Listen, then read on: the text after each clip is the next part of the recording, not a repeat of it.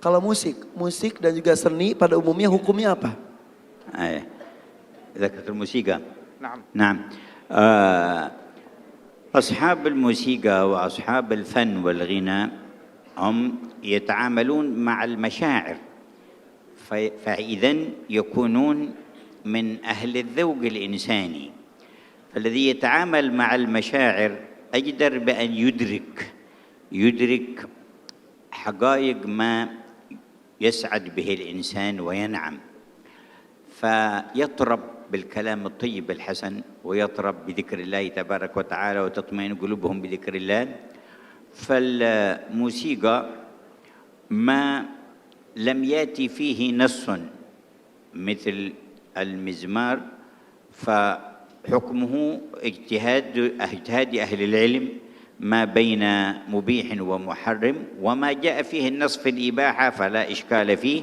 والموسيقى بأصنافها بحسب ما تثير، إن أثارت مثارات ومشاعر الخير فهي من الخير، وإن أثارت مشاعر شر من بغضاء بين الناس أو تقاتل بينهم أو فعل محرمات أو حث على تناول مسكرات فهي شر بحسب ما تثير في بال الإنسان وفي عقله. Beliau mengatakan tentang pemusik. Mereka adalah orang-orang yang bekerja bergelut di dalam apa yang menjadi cita rasa batin seseorang, sehingga dia memiliki cita rasa, memiliki perasaan yang halus untuk mendalami apa yang nyaman di dalam hati manusia dengan suara-suara tertentu, dengan syair-syair dan lantunan tertentu. Maka hendaknya pun dia juga memiliki kepekaan akan zikir-zikir tertentu yang membuat hati seseorang menjadi lebih nyaman. Sebab bermain dengan perasaan, maka dia harus tahu apa yang membuat orang paling nyaman. Bukan cuma musik aja, zikir pun juga, doa pun juga, ibadat pun juga. Kemudian juga di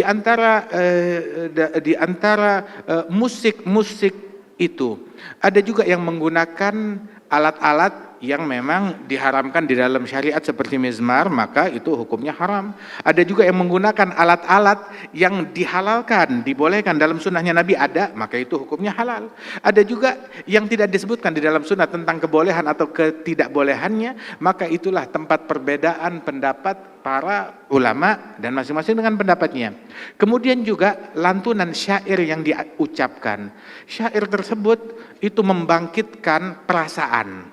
Apabila yang dia bangkitkan adalah hal-hal yang buruk, sehingga bangkit keinginan yang lebih buruk, ya, ataupun juga berisi ucapan-ucapan yang buruk, mengajak kepada keburukan, maka itu diharamkan dan tidak baik. Tetapi kalau isinya mengajak kepada kebaikan, membangkitkan hal-hal yang baik pada diri seseorang, maka itu menjadi hal-hal yang baik pula. Jadi tergantung musiknya dan juga tergantung syairnya dan juga diseimbangkan dengan zikir, mungkin seperti itu ya.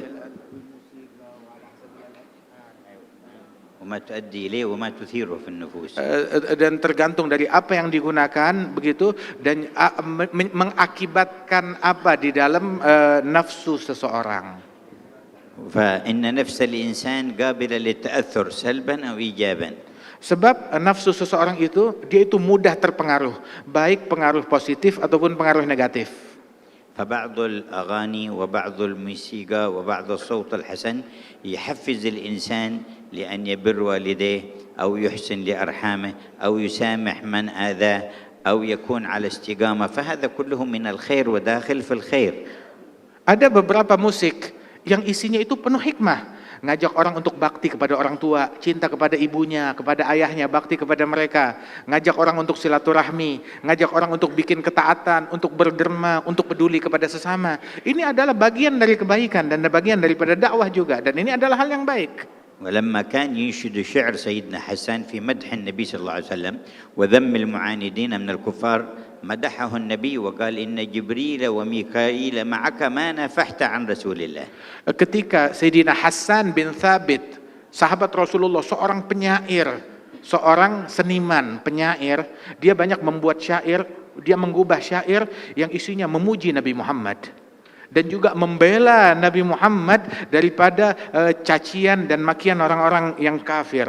Maka Rasul SAW menyemangati dan mendukung apa yang dilakukan oleh Hasan bin Thabit dengan ucapan sesungguhnya Jibril dan Mikail senantiasa bersama engkau di dalam syairmu manakala syairmu itu isinya membela kepada Nabi Muhammad SAW. وكان أحد الشعراء أمية بن أبي الصلت له حكم يلقيها في شعره.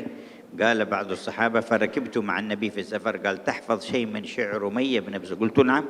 فقال فأنشدني فأنشدته بيتا فقال هيه أي زدني فأنشدته بيتا فقال هيه فأنشدته بيتا حتى فقال هيه حتى أنشدته 100 بيت. Dulu ada seorang seniman, penyair dari orang Arab terdahulu sebelum Nabi Muhammad, namanya Umayyah bin Sult, yang mana dia ini banyak mengucapkan syair-syair yang isinya kebaikan dan penuh hikmah. Pernah satu kali Nabi bertanya kepada seorang yang ada di situ, sahabat beliau yang banyak hafal syair, bilang, apa kamu hafal daripada syair-syairnya Umayyah bin Sult? Maka dia bilang, iya saya hafal. Maka diucapkan 1-2 bait syairnya Umayyah bin Sult. Kemudian Nabi berkata, yakni tambahkan lagi, ada lagi gak? Saya tambahkan lagi. Nabi nanya, ada lagi gak? Tambahkan lagi. Terus sampai hampir 100 bait syair yang dibacakan di hadapan Nabi Muhammad SAW. وكما تتأثر مشاعر الإنسان بالصوت الحسن وبالأنغام المناسبة فكذلك تتأثر بالنية الصالحة وبالرحمة وبإرادة الخير وبالقيم الفاضلة تأثرا أكبر. Sebagaimana nafsu manusia, dia mudah terpengaruh dengan suara yang indah, dengan syair yang bagus, bangkitlah perasaan seseorang tersebut. Dia bisa terpengaruh perasaannya. Begitu juga perasaan dan jiwa seseorang itu terpengaruh manakala dihadapkan dengan niat yang baik, dengan rahmat dan kasih sayang, dengan kepedulian dari seseorang, maka itu pun juga memiliki pengaruh besar bagi lawan bicara orang tersebut juga. وقد دخلت سيدنا أبو بكر على السيدة عائشة وعندها جاريتان تغنيان ورسول الله صلى الله عليه وسلم مضطجع فقال أمزمور الشيطان في بيت رسول الله ففتح النبي وجهه وقال دعهما يا أبا بكر فإن لكل قوم عيد وهذا عيدنا. Pernah satu kali Sayyidina Abu Bakar masuk ke rumah putrinya Siti Aisyah, istri Nabi Muhammad.